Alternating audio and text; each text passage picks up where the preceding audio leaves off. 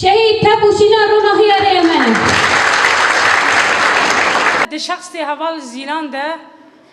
و توایی هوالن کو دروژن تنگ روژن کو ایریشن گرانه لسر ریبرتیا ما لسر گلی ما کوته ما شاندن ری هوالی وکی هوال زیلان بدها هوالن ببی هوایی درکتن هوله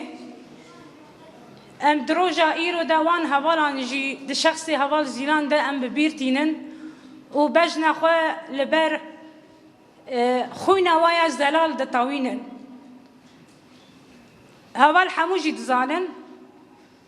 24 سال ما پای خوهشت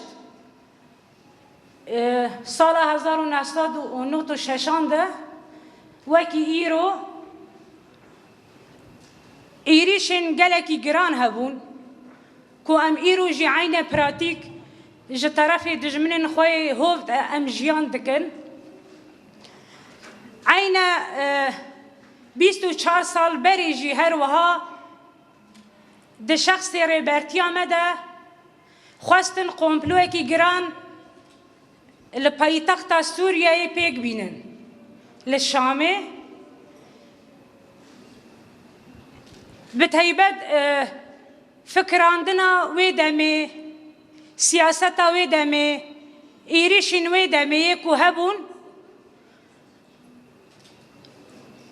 و ذهنیتا کویا وی دمه دهات جیان کرن جه طرف جنکی و بتهیبت جنکی کو سالکی خوبو تبلی رفن گیری لاببو اشکره کرنا قومپلوه کی بوی هوایی گلکی بواته بو جبو مواکی گلی کرد جبر کو ام ده گلک مجاران ده حیام خود حسن حیام هنک پیلان و راستی دجمن اشکره دکن زمان سر درباز دبه لیبلی ریبرتیا مجی بناف کر ری هوال زیلان پیشیا خودید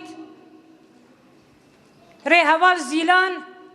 مانیفستو اکی جیانیش بو معاوا کر ری هوال زیلان بو فرماندار اکی جبونا من ریبرتی بوی هوایی بناف کر